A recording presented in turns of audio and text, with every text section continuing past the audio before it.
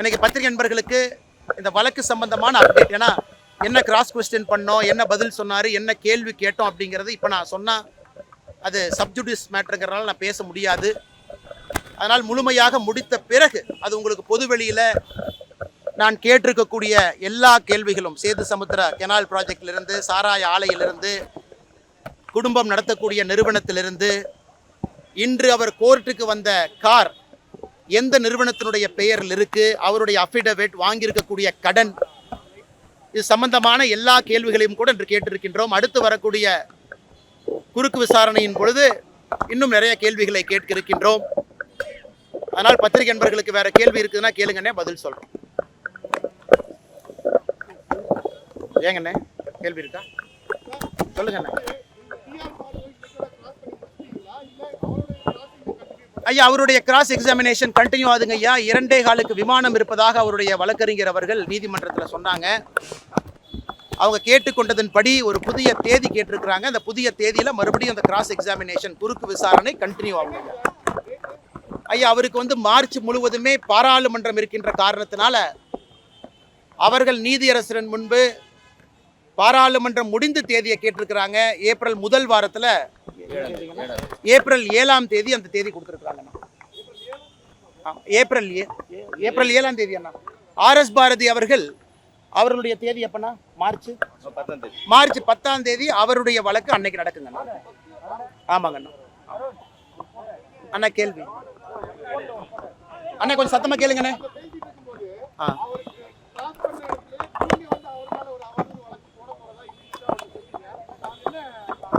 அண்ணா, நாம cross question அவருடைய, அதாவது இந்த வழக்கை பொறுத்தவரை நான் அவர் மீது சொல்லியிருக்கக்கூடிய DMK ஃபைல்ஸ் குற்றச்சாட்டுக்கு அவர் அவதூறு வழக்கு போட்டிருக்கிறார். ஆனால் நான் கேட்ட கேள்விக்கு அண்ணன் பதில் சொல்லாம என் மீது ஒரு புதிய அவதூறு அங்கே ஆரம்பிச்சார். அதாவது நான் என்னுடைய மனைவியின் பேரில் சொத்து வாங்கியிருக்கிறேன் அப்படின்னு சொன்னார். நான் கேட்டேன், என் மனைவி என்ன படிச்சிருக்காங்கன்னு தெரியுமான்னு கேட்டேன், தெரியாதுனாரு. என் மனைவி என்ன சம்பாதிக்கிறாங்களான்னு கேட்டேன், தெரியாதுனாரு. என் மனைவி மல்டிநேஷ்னல் கம்பெனியில் வேலை பார்க்குறாங்களான்னு தெரியுமான்னு கேட்டேன், தெரியாதுனாரு. நாங்கள் வாங்கியிருக்கக்கூடிய சொத்து முழுவதும் வருமான வரித்துறை கட்டி வாங்கப்பட்ட சொத்துன்னு கேட்டேன், தெரியாதுனாரு. ஃபைனான்ஸில் கடன் வாங்கி சொத்துக்கு வாங்கியிருக்கோம், டாக்குமெண்ட்டை பார்த்தீங்களான்னு கேட்டேன், தெரியாதுனாரு. என்னுடைய மனைவி நான் வாங்கிய கடன் எல்லாம் சேர்ந்து அந்த சொத்தை வாங்கியிருக்கிறோம், தெரியுமான்னு கேட்டேன், தெரியாதுனாரு. எதையுமே தெரியாம நான் ஏதோ ஊழல் செய்து, எந்த ஒரு பொது வாழ்க்கையிலும் இல்லாத நான் ஊழல் செய்து ஒரு சொத்தை வாங்குறேன்னு சொன்னாரு. அதற்காக கிராஸ் எக்ஸாமினேஷன் நடக்கும் பொழுதே அதை நீதியரசரிடம் பதிவு செய்துவிட்டு நாளை அவர் மீது மற்றும் ஒரு புதிய அவதூறு வழக்கை நாங்கள் தொடுக்க இருக்கின்றோம்.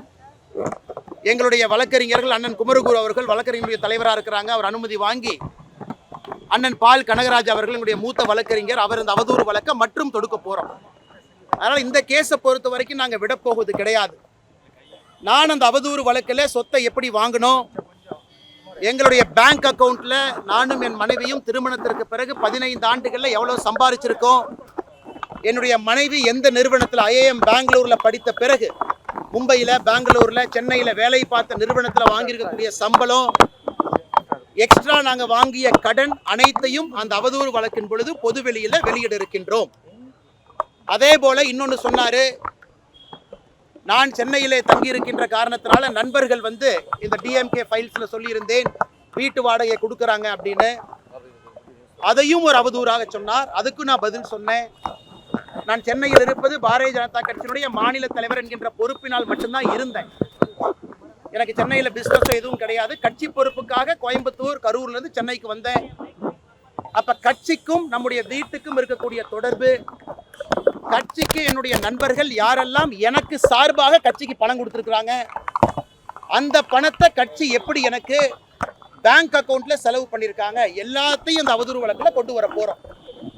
நான் ஜென்ரலாக யாராச்சும் பேசினா அவதூறு வழக்கெல்லாம் நான் போடவே மாட்டேன். ஆனால் இதில் TR பாலு அவதூறு வழக்கு போட்டதில் நான் இன்னைக்கு ஆஜராகி கேள்வி கேட்கிறப்ப மறுபடியும் தப்பிப்பதற்காக ஒரு புது அவதூறை சொன்னதற்காக அவர் மீது மற்றும் ஒரு அவதூறு வழக்கை தொடுக்க இருக்கின்றோம். அதில் எல்லாம் வெளியே வரட்டும். நான் ஏற்கனவே DMK பார்ட் ஃபைல்ஸ் வெளியிட்ட பொழுது கடந்த 20 ஆண்டுகளாக என்னுடைய மொத்த சொத்து பட்டியலை வெளியிட்டோம். இந்த முறை டிஆர் பாலு அவர்கள் மீது தொடுக்கக்கூடிய அவதூறு வழக்கின் பொழுது நானும் என்னுடைய மனைவியும் நான் அரசியலுக்கு வந்த பிறகு வாங்கிய சொத்துக்கள் ஏதாவது இருந்தால் ஒரு விவசாய நிலம் வாங்கியிருக்கிறோம். அந்த விவசாய நிலத்திற்கு பணம் எங்கிருந்து வந்தது எல்லாம் பொதுப்படையில் இருக்கும். கடன் வாங்கியிருக்கிறோமா 2.5 கோடி ரூபாய் கடன், அதுவும் பொதுப்படையில் இருக்கும். அதனால் நேர்மையான அரசியலை முன்னெடுக்க வேண்டும் என்று நினைக்கக்கூடிய நான் அந்த கடினமான பாதையில் பயணிச்சு தான் ஆகணும். எனக்கு இந்த டிஆர் பாலு அவர்கள் மீது நான் தொடுக்கக்கூடிய புது அவதூறு வழக்கு என்பது இதையெல்லாம் பொது வெளியில் பத்திரிகை நண்பர்கள் மூலமாக தமிழக மக்களுக்கு சொல்வதற்கு ஒரு வாய்ப்பாக பயன்படுத்தி எல்லாத்தையும் வெளியே சொல்வதற்கு இந்த அவதூறு வழக்கை பயன்படுத்திக் கொள்ள இருக்கின்றோம்.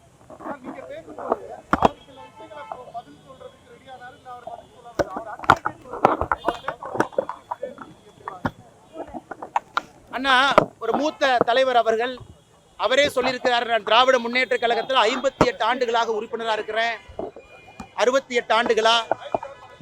நாங்கள் நிறைய கேள்விகள் கேட்டோம். எதற்கு தஞ்சாவூரில் வடசேரி பகுதியில் உங்கள் மீது 14 ஆண்டுகளாக தொடர்ந்து கருப்பு தினமாக வடசேரி மக்கள் அந்த பகுதியில் கருப்பு தினத்தை அனுசரிக்கிறாங்க? எதற்காக வேறு வேறு தலைவர்கள் உங்கள் மீது நீங்கள் கப்பல் வாங்கியதெல்லாம் சொன்னாங்க, அவங்க மீதெல்லாம் அவதூறு வழக்கு தொடுத்தீங்களா? சுப்பிரமணிய சாமி அவர்கள் மீது, மேடம் ஜெயலலிதா அவர்கள் மீது, இவர்கள் மீது, அண்ணன் MK அழகிரி அவர்கள் மீது அதெல்லாம் ஸ்பெசிஃபிக்காக கேட்டோம். MK அழகிரி அவர்கள் நீங்கள் ஊழல் செஞ்சனால தான் 2009 கேபினெட்ல இல்லைன்னு சொன்னாரு. அழகிரி அவர்கள் மீது அவதூறு வழக்கு தொடுத்தீங்களான்னு கேட்டோம். இதுவரை டிஆர் பாலு அவர்கள் சம்பந்தப்பட்ட பொது வாழ்க்கையில எல்லா கேள்விகளையுமே கேட்டுக்கொண்டிருக்கின்றோம். இன்று அவர் வந்த கார் கூட தெரியாது, ஏதாச்சும் கார் இருந்தால் ஏறி உட்காந்துட்டு வருவேன் தான் சொன்னார். அதையும் ஆழமாக கேட்டிருக்கின்றோம். காரணம், தமிழக மக்களுக்கு இதன் மூலமாக பல விஷயங்களை தெளிவுபடுத்துவதற்கு ஒரு வாய்ப்பாக பார்க்கின்றோம். நீதியின் மீது முழு நம்பிக்கை இருக்கிறது, நீதி வெல்லும் என்கின்ற முழு நம்பிக்கையும் இருக்கு. அதனால் அடுத்த கிராஸ் எக்ஸாமினேஷன் அதை கண்டினியூ பண்ண போறோம்.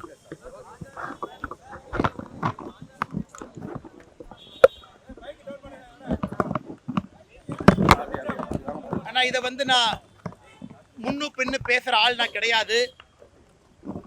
இதற்கு கோயம்புத்தூர் சட்டமன்ற உறுப்பினர், தெற்கு தொகுதி சட்டமன்ற உறுப்பினர், பாரதிய ஜனதா கட்சியினுடைய மகளிர் அணி அகில இந்திய தலைவி, அவங்க மகளிர் அணியினுடைய அகில இந்திய தலைவி திரு வானதி அவர்கள் வருத்தம் தெரிவித்த பிறகு இந்த பிரச்சனை முடிந்ததாகத்தான் நான் நினைக்கின்றேன். காரணம், ஒரு பாரதிய ஜனதா கட்சியினுடைய அகில இந்திய மகளிர் அணி தலைவி ஒரு கருத்து சொல்றாங்கன்னா அது கட்சியினுடைய கருத்து தான்.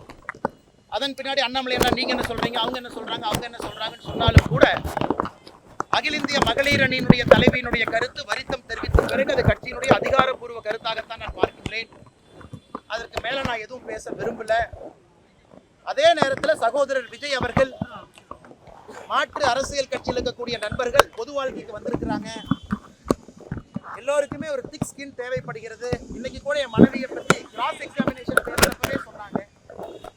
அதெல்லாம் தாண்டி தான் சில இடத்துல நம்ம செல்ல வேண்டியது இருக்குது. சரியா தப்பா எனக்கு தெரியலீங்கன்னா that is a problem with politics. அரசியலினுடைய அடிப்படை பிரச்சனையே நம்முடைய குடும்ப உறுப்பினர்களை முட்டுசந்தியில் கொண்டு வந்து நிறுத்தி விடுகின்றோம். இது அடிப்படை பிரச்சனை. அதனால் திரு விஜய் அவர்களாக இருக்கட்டும், எல்லா தலைவர்களாக இருக்கட்டும், பக்குவப்பட்டு இது எல்லாம் கடந்து போவார்கள் என்ற நம்பிக்கை. அதே நேரத்தில் நயினார் அண்ணனை பொறுத்த வரைக்கும் உங்களுக்கு தெரியும், மூத்த அரசியல்வாதி, ரொம்ப பக்குவப்பட்ட அரசியல்வாதி, அமைச்சராக இருந்திருக்கின்றார்கள். நீண்ட நெடிய அரசியல் பயணம் அவருக்கு இருக்கு. ஆனால் பத்திரிகை நண்பர்களுக்கு என்னுடைய அன்பான வேண்டுகோள், அகில இந்திய மகளிர் அணி தலைவி கட்சியின் சார்பாக வருத்தம் தெரிவித்ததோடு இந்த பிரச்சனை முடிந்ததாக நான் நினைக்கின்றேன். மற்ற அரசியல் கட்சி தலைவர்களும் கூட இன்னைக்கு நம்முடைய கொள்கை என்ன, திராவிட முன்னேற்ற கழகத்தை வீழ்த்த வேண்டும் என்கின்ற ஒற்றை கொள்கையில் இருக்கும் பொழுது அட்டென்ஷனை ஷிஃப்ட் ஆகாம அந்த வேலையை மட்டும் நாம் செய்வோம் என்பது என்னுடைய தாழ்மையான ஒரு கருத்தாக உங்கள் முன்பு நான் வைக்கின்றேன்.